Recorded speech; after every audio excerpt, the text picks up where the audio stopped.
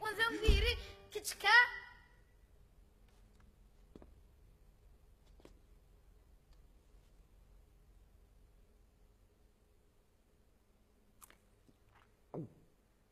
Hava hanım ağlaştın ya keyfine mi? Men bir haşit bilen geldim.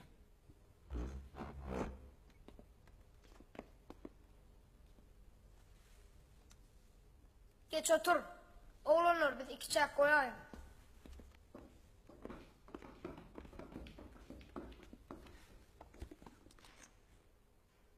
Aydı ver dinleyen. Sen oturmayan mı? Cuma'm.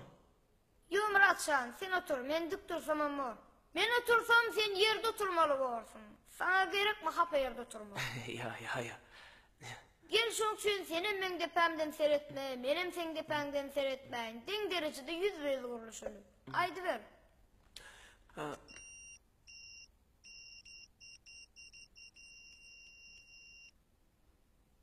Bak.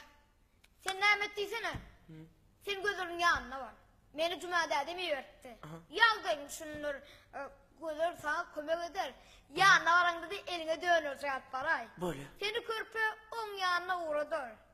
Şu anda boş var mı? Men adamdan vere şunu cumada verdi. Bol ya. Sağ ol Cuma. Bol ya. Sağ ol ağam. Bol. Sağ ol.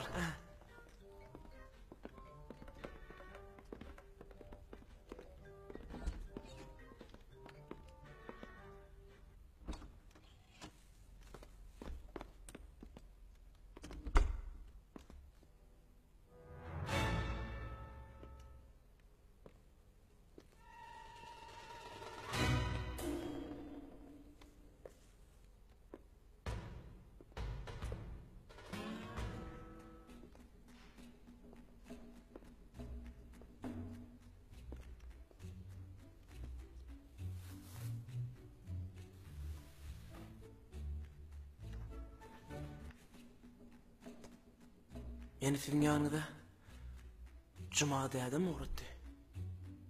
Men birinci yıllaki talip Gülnar Qoğur ya. Men ona duygularım aytacak bolyan ölen.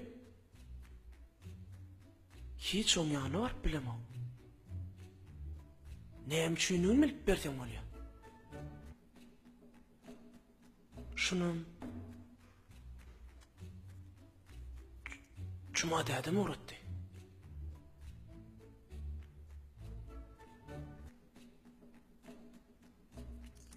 Cuma demin govunu götürüp bilýär. Sen iki günden habarynysman aylanay.